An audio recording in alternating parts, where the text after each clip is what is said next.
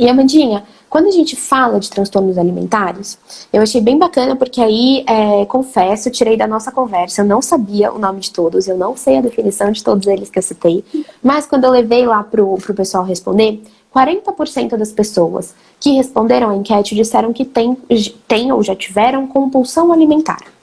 20% disse que tem bulimia, tem ou teve, 2% para anorexia, 2% para vigorexia e 2% para ortorexia. O que é cada uma dessas coisas, Amandinha? Vamos lá, um a um. Peguem o caderno, pessoal, esse é o momento. Acho que talvez o primeiro transtorno alimentar que foi mais bem elucidado, assim, foi a anorexia nervosa. E talvez seja o que a gente mais vê representado, né? Enfim, existem filmes sobre isso e livros que falam muito mais profundamente sobre a anorexia em si do que qualquer outro transtorno alimentar, né? Talvez por esse tempo mesmo, né? Porque a prevalência da anorexia não é tão grande quanto outros transtornos alimentares, né? Mas eu acho que às vezes as consequências tão extremas que ele leva, a gente acaba se impactando muito com ele, né? Então, é por isso que ele é um pouco mais conhecido, né? Então, na anorexia, o que mais caracteriza é realmente o baixo peso, né? O peso abaixo do mínimo normal, do mínimo saudável. Tá. Esse é um critério básico para o diagnóstico, né? E também existe um medo muito intenso de ganhar peso ou de engordar em si, né? De ganhar gordura. E fora isso, toda aquela questão da vivência em relação ao corpo e a forma corporal muito distorcida, né? São esses os 3 critérios básicos para um diagnóstico de anorexia. Vou falar gente. Se ficar muito técnica, coisa avisem. O pessoal vai sinalizando. Vou tentar não ficar tão técnica e não ficar também uma coisa muito superficial também, para a gente entender um pouco da complexidade dele, tá? Perfeito. Na bulimia, também é uma coisa que é um dos transtornos que também um pouco mais conhecido e é um pouco mais prevalente que a anorexia. E às vezes a pessoa pode evoluir da anorexia para a bulimia também. Fora toda aquela conversa que a gente teve no começo, que a coisa às vezes é um pouco fluida, né? Mesmo tendo uma série de critérios, pode ser uma coisa um pouquinho fluida. Características de um transtorno estarem presentes em outro, né? Então, não é só uma série de caixinhas para ticar mesmo. Né? Então, a bulimia, ela é caracterizada por episódios de compulsão, seguidos de episódios do que a gente chama de purgação, que seria uma forma de compensar aquela compulsão. Então, a compulsão é quando, em um período X de tempo, uma pessoa vai consumir uma quantidade de alimento muito maior do que geralmente se conseguiria consumir nesse mesmo tempo, nas mesmas condições. Então, não é uma coisa assim de, comi 2 pratos de massa. Não, o episódio de compulsão é muito além disso, né? Tá. Também, os episódios de purgação, né? Os métodos que se tem para compensar isso, geralmente são o que a gente imagina na bulimia, né? Acho que logo de cara, que as pessoas têm de imagem, é a indução do vômito. Perfeito. Não é, né? Podem ser várias outras coisas.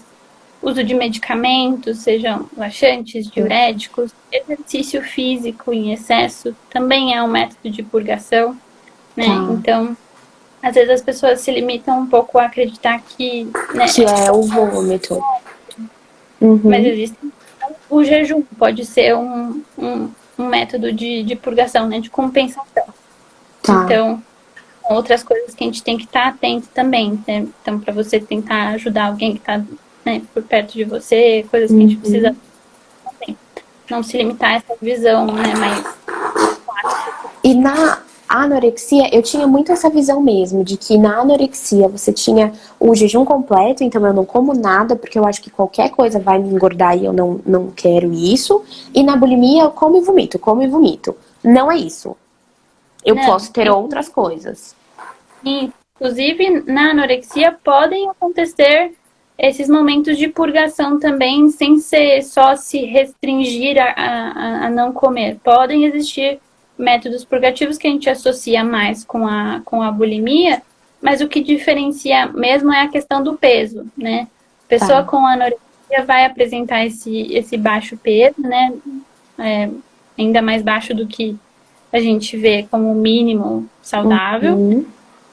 E na bulimia isso geralmente não acontece. Tá. Muitas vezes a pessoa tem um peso normal, por isso que às vezes não chama tanto atenção. Tá Né? bom. Perfeito. Para o transtorno da compulsão alimentar, tem muito também essa questão dos episódios de compulsão, então de consumir, né, essa quantidade maior num período X de tempo. Mas essa compulsão pode ter características diferentes também, de comer muito rápido, se sentir cheio, que gera tão cheio que é desconfortável, né? Comer uma quantidade muito grande, mesmo sem fome física, então a pessoa pode iniciar um episódio de compulsão mesmo sem fome física nenhuma, né? Perfeito. E também um sentimento, né, de culpa muito forte, de vergonha também, às vezes se isolar para comer, não comer junto de outras pessoas, né? Então também dá para ficar muito atento, né, para ao seu redor.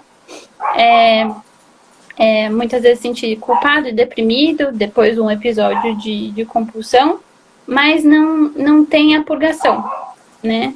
Tá. Tem esse sentimento muito forte de culpa, de impotência e uma sensação muito grande de descontrole, principalmente no momento, né, do episódio de compulsão, mas geralmente não acontece a purgação em si, né? Não tem esse método compensatório. Perfeito. É essa a diferença principal para a bulimia. Tá. E também a gente falou da vigorexia, né? Que é um nome comum que a gente tem para que a gente chama, na verdade, de dismorfia muscular, que não é um transtorno alimentar. É um transtorno que a gente fala relacionado à alimentação. Tá né? bom. Tem muito mais a ver com como a pessoa se vê, né? Mas tem consequências, geralmente vão ter consequências na alimentação também. É por isso que é uma preocupação para nós nutricionistas. É um transtorno que é bem estudado assim, na ciência, mas é bem mais novo que esses outros que a gente comentou até agora. Talvez por uma mudança que a gente vem vendo nesse padrão de beleza também, que agora não basta ser magro, né? Também tem que ser musculoso, que é justamente o problema na imagem corporal, que quem tem vigorexia se enxerga muito pequeno e com uma quantidade insuficiente de músculo. Tá. Né? É um problema mais em relação à imagem corporal, que aí pode afetar a alimentação de diversas maneiras também. E tem essa relação direta com a visão de ser musculoso ou musculosa.